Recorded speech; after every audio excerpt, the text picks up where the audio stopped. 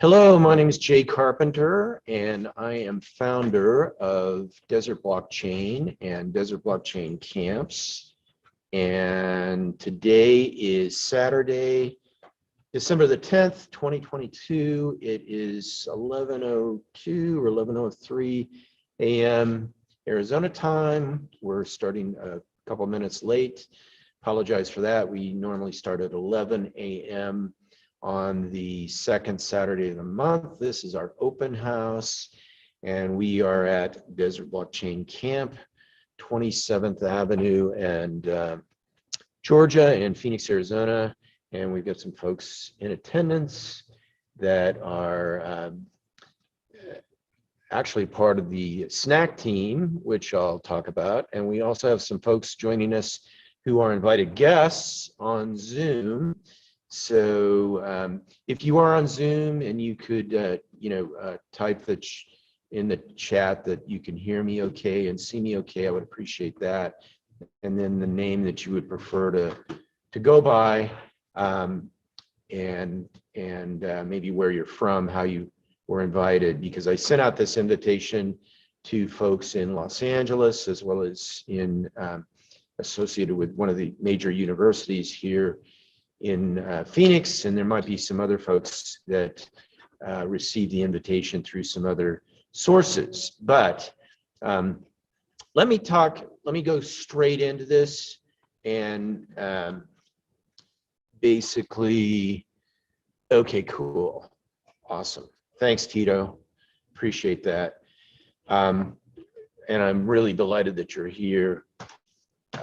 So let me talk a little bit about what the opportunity set is, particularly for the banking industry, because this is really an opportunity to get involved with what I consider to be next. And what we're doing is Desert Blockchain and Desert Blockchain Camp has become involved with the Stellar ecosystem, stellar.org, if you're not familiar with what Stellar is, and the Stellar Development Foundation, as well as the Stellar Community Fund. Our team actually, Shaw and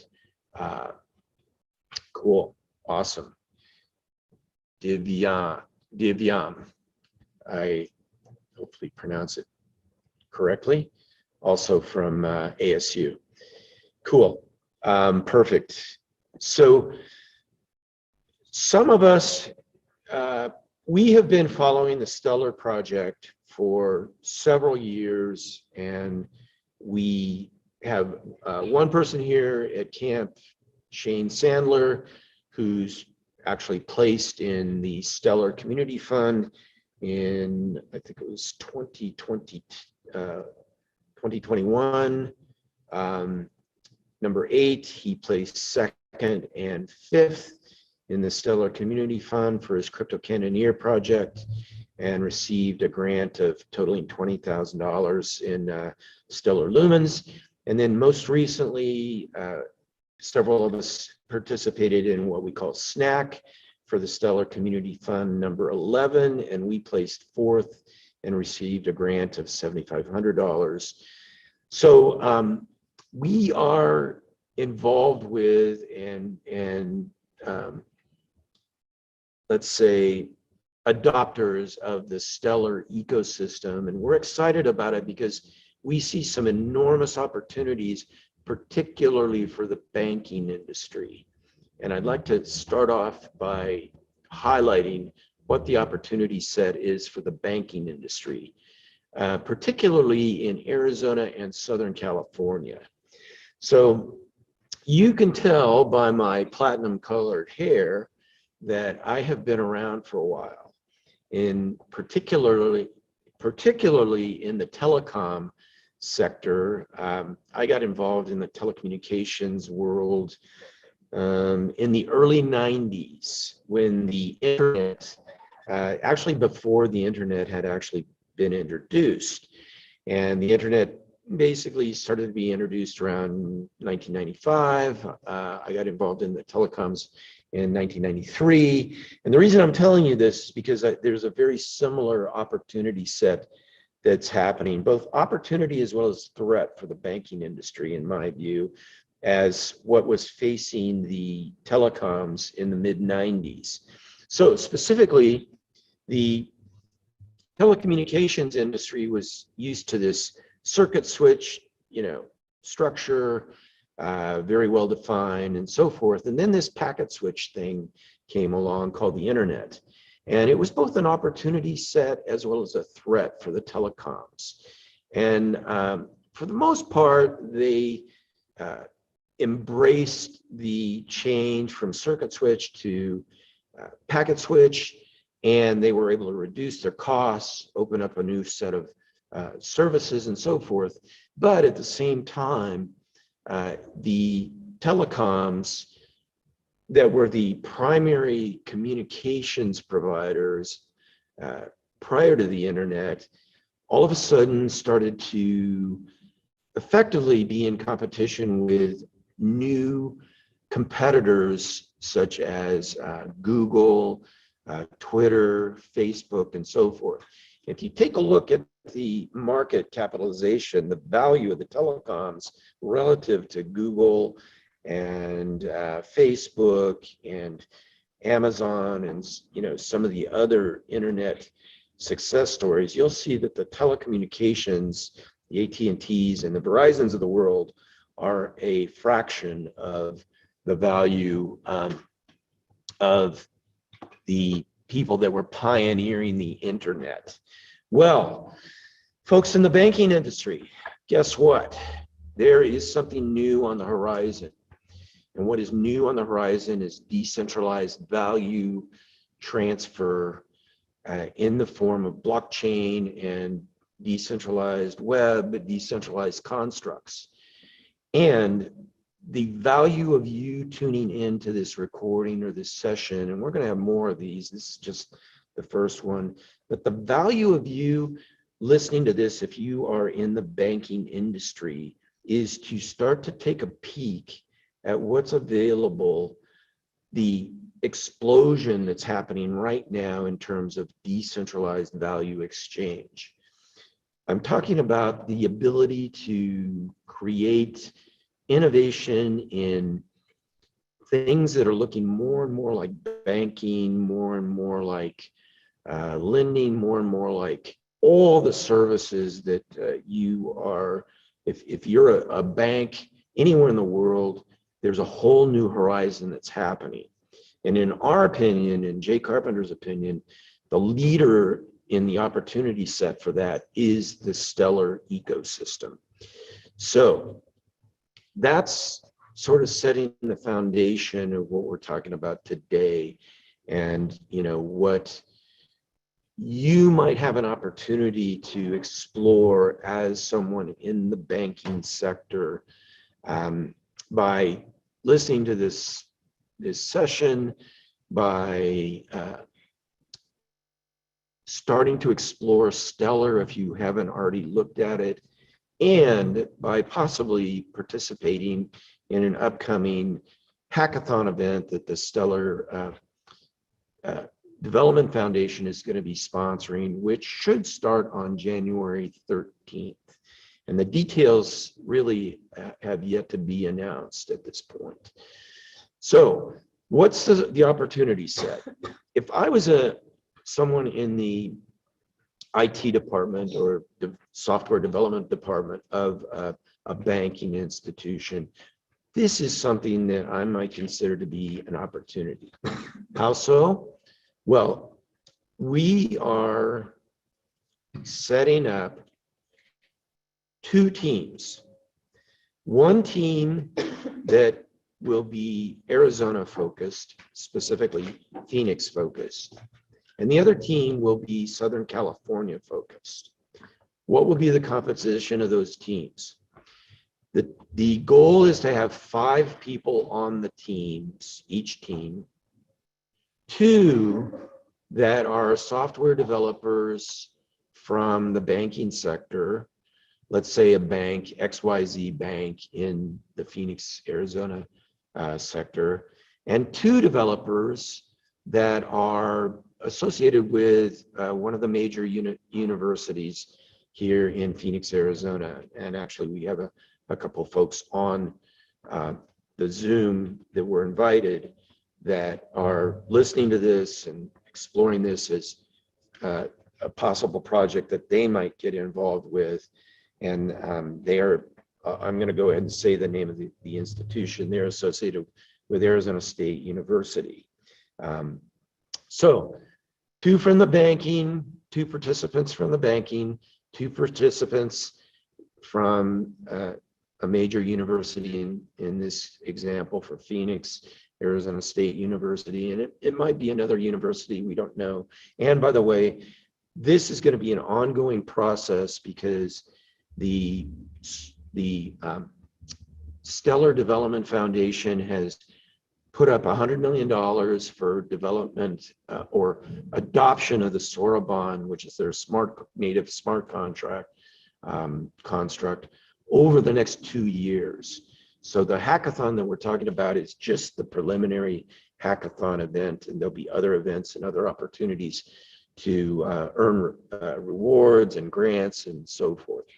But imagine that we've got a team of 5 people from the Phoenix area, 2 from banking, 2 from university academic setting, and then the 5th would be either myself or Shane Sandler, and we have experience with the Stellar ecosystem and competing in these events like the Stellar Community Fund. And we also have a certain degree of technical skill in terms of interacting with the Stellar ecosystem and constructs.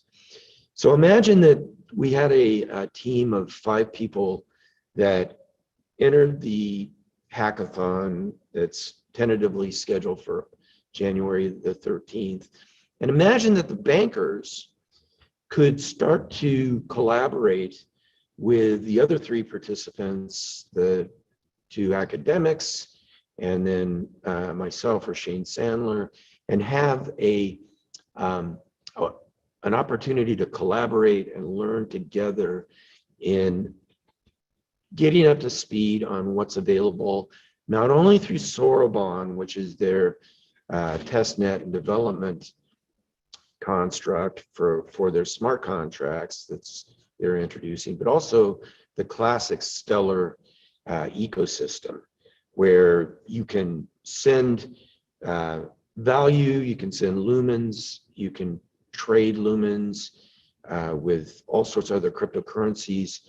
There's an opportunity to work with MoneyGram. Stellar has created an affiliation with MoneyGram where somebody can walk into a MoneyGram location anywhere in the world, put cash down on the counter, and someplace else in the world, cryptocurrency or other value can be transferred.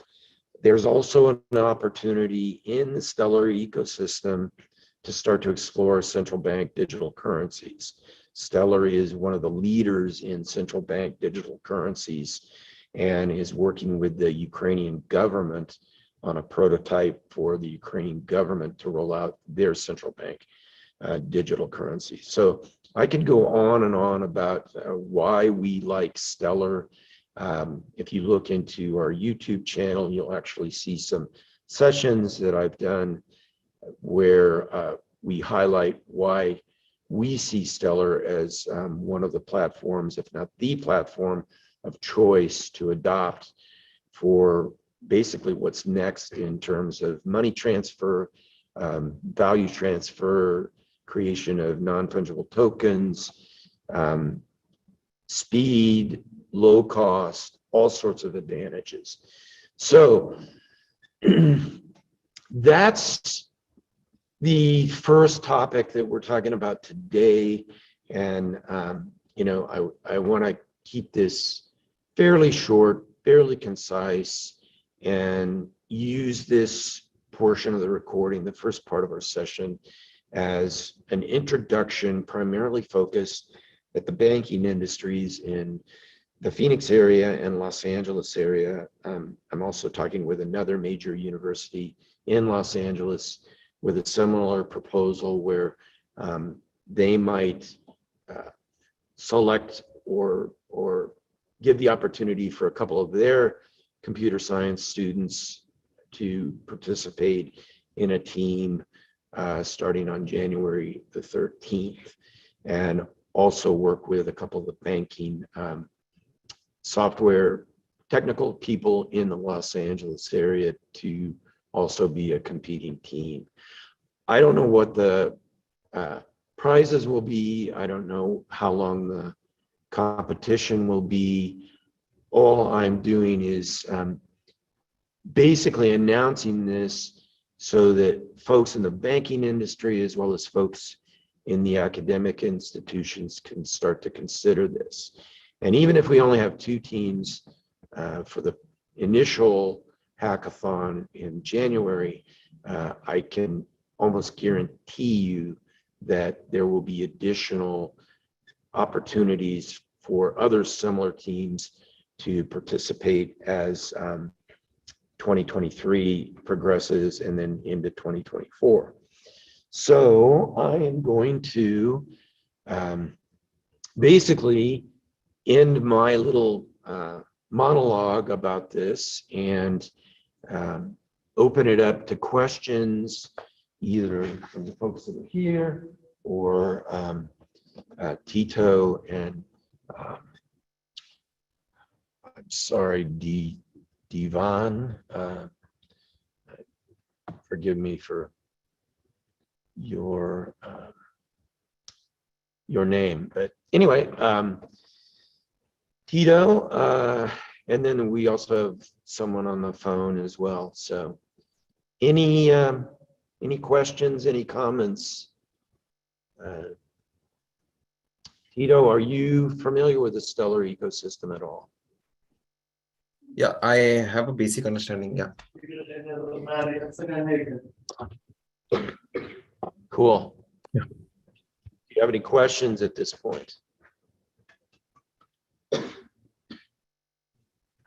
Yeah, it seems interesting. Yeah, looking forward for the hackathon. Cool. Awesome. Well, let me plug in a speaker here. So let me talk a little bit about the opportunity set for the banking institution that participates, or the 2 banking institutions. In this hackathon, if I were a banker, and let's say I was in the technical department of a bank, I would be looking at this as an opportunity to create a prototype of some area use case where the bank that I was working for might be interested in exploring something that is associated with the contemporary decentralized value transfer, value creation, or asset creation. Because one of the things that's really powerful about Stellar is you can create pretty much any asset on the Stellar network, non-fungible tokens or other types of assets. So the number one opportunity available for a banking institution, from my view, from Jay Carpenter's view, is to prototype a potential new type of service. But number 2 is you also have an opportunity to basically work with a couple of what I would consider to be top talent.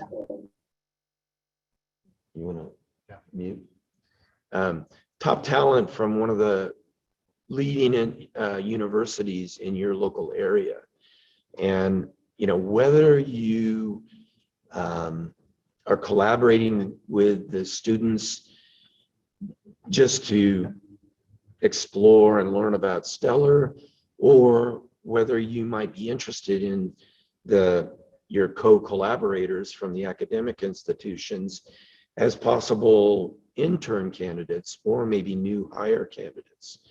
And so I don't know the two guests that are from Arizona State University today, but I am told by their professor that they have banking experience already, and part of the reason they were invited by their professor was because they are considered to be skilled academics as well as computer science students. So prototyping, the chance to collaborate with, I'll call it top talent from the universities. The other opportunity is to start to get connected with some of the folks that are associated with the Stellar ecosystem, that are with the Stellar Development Foundation, and make connections and contacts there, and start to get into the inner workings of how the Stellar ecosystem works. And then the fourth opportunity set is that whatever banking institution chooses to participate, this is a way where you can communicate and position your bank and your brand as exploring the leading edge of decentralization, decentralized finance, perhaps, decentralized value transfer. So that's sort of the set of benefits, in my view, regarding the opportunity set that's available either in Phoenix or Los Angeles, and go from there. So again, I'll pause and see if there's any questions or comments at this point. All right, cool. So let me tell you a little bit about the project that a group of us just participated in, which was the Stellar Community Fund number 11. That was a process that lasted, I believe, about almost a month and a half. And there were 152 projects that were submitted initially from all over the world, 34 countries. And out of the 152, there were 50 that were selected to compete in the grant process. And also a boot camp, and our team, which is called SNAC, which stands for Stellar NFT, NFC Access Control. We've got actually the prototype right over here. But it was an opportunity to participate in the boot camp and then to compete for grant funding. And the grant funding for the Stellar Community Fund ended up being over $1 million, with the highest amount being $200,000 for one projects, I believe. Our team was granted $7,500 to further develop the SNAC project. And our team placed fourth out of the community voting. Out of 21 winners, we were fourth, and fourth out of potentially 152 potential projects. But again, to go back to the banking sector, if you look at the projects that were submitted for Stellar Community Fund number 11, I mean, there's a lot of projects, even the 21, but there are some really innovative, powerful projects that were submitted that, in my view, are cutting edge applications that start to introduce very efficient, very powerful next generation banking possibilities. So that's another opportunity set, is not only to see what projects are submitted and created for the hackathon in January, but you will also start to get introduced to some of the other great work that's happened in all the other Stellar community funds. So, that's another dimension, but, and we do plan to participate in additional Stellar community funds. The next one, Stellar Community Fund number 12, which will be coming up in the middle of 2023. They're offered twice a year, about every 6 months. So that's another dimension to get involved with this and so forth. So yeah, any other questions, comments? And I should be, pardon me for a moment, because I'm not, I should be looking at the YouTube live. There's nothing there, but I said hi. Okay, so Randy, It you're is live. we're live. All right.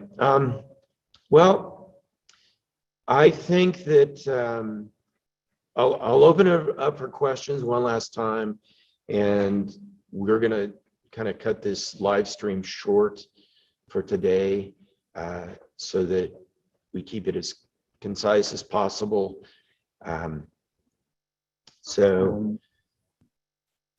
Hello, my Go name is ahead, Divyam. yes. I have a question. Debbie. I read an article that Stella's model have a pricing fee which is based on the amount of computing power. So the lower the computing power, the lower is the pricing fee. So how does that work?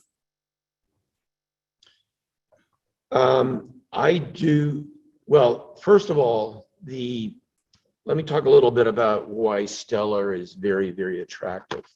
And I can't fully address, Vivian, the proposed pricing for the Soroban, the smart contracts. I haven't really studied that. You've probably looked into it more than I have. But let's talk about the fee structure as well as the consensus model for the classic Stellar network. The fees are extremely low. It's basically just a fraction of a cent in order to do a transaction on the Stellar network. So it's not like the Ethereum network where the gas fees have become prohibitive, or at least prior to the proof of stake. I'm not sure what the fees are like with proof of stake, but first of all, the Stellar network is based on a different consensus model, which is federated Byzantine fault tolerance, which is more like a web of trust, where you select as a user which validator nodes you trust, and then there's this overlapping mechanism that results in a single block finality for the consensus, and that's very powerful. But so you get 6-second block settlement, you get single block finality, and your processing fee is like, I think, 1/10,000th of a cent. So does that answer your question, or do you still have questions? Yes, that answers my questions. Thank you so much. Okay, cool. Yeah, and let me talk a little bit about why Stellar, let's say, is, I think, 25th on the list of the top 100,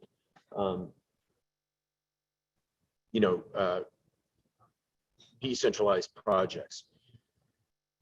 Stellar has a very, I think, impressive history of the people that founded it. But I think Stellar, which was started in about 2014, and it was one of the founders of Ripple, Jed McCaleb, split off from Ripple and started Stellar, and they have, methodically built a very, I think, powerful platform, but it hasn't had the native smart contract functionality that's, you know, been so popular and prominent with Ethereum and some of the other projects. This Soroban introduces that functionality. So this is designed to bring Stellar to at par or ahead of the Ethereum and other smart contract platforms. And what Stellar has had the advantage in their design of the Soroban smart contract Turing complete functionality is they've been able to look at what the other projects have done and basically, you know, viewed what they like, what they think works well, and also designed the Soroban smart contracts functionality with what they consider to be improvements over, you know, the pioneering smart contracts and Turing complete decentralized constructs. So I think that's really, really important and really powerful to keep in mind as you consider spending. I mean, you know, Tito and Vivian, as developers, probably our most precious resource, and I'm, you know, being kind of generous with myself by including myself in the developer community. My skills are, you know, at high beginner, if not low intermediate.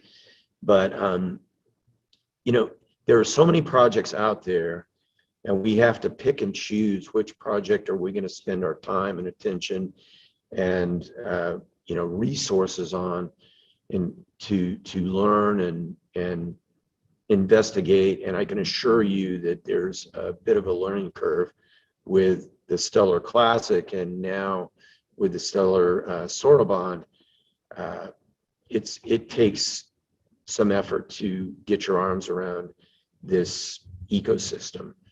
So, you know, there's only so much that we can absorb, and part of the reason that I'm going into some depth about Stellar and Soroban is because to pique the interest of the banking industry as well as the academic institutions to spend the time that it takes to do a preliminary investigation, and also to keep in mind that there is new functionality that should at least meet, if not exceed, the other smart contract functionality that's existing out there.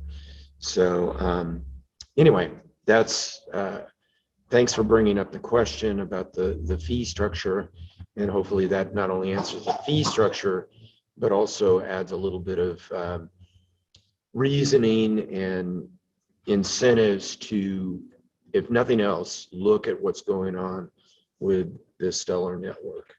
So, any other questions?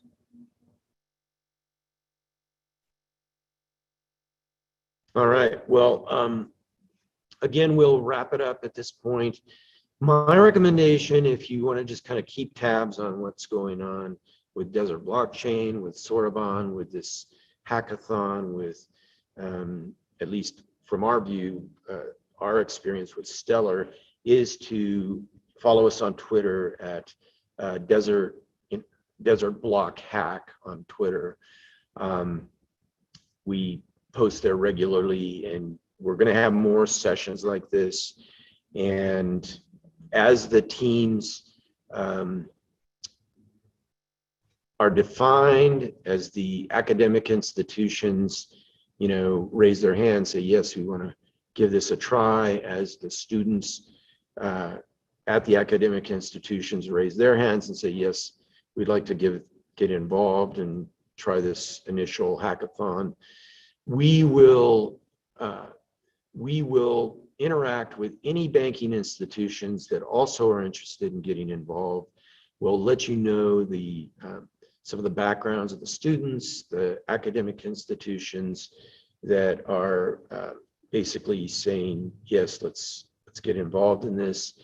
And so you'll have some more information. You'll also have more information on the particulars of the hackathon as it's announced. And the date might change, but it was, if you look at the Meetup page and you see the image that's on the Meetup page, there's a link to that source image. You can click on that, and that will take you to the full session where Anuhia of the Stellar Development Foundation and Tyler, who's one of the lead developers, talk about Soroban, the Soroban Adoption Fund of $100 million.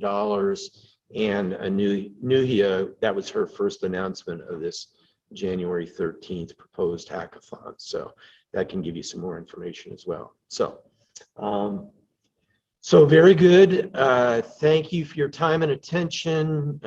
Tito, Divyan, thank you for attending. I'm sure we'll be in contact. And if you have any questions, please reach out to me, Jay Carpenter at desertblockchain.com.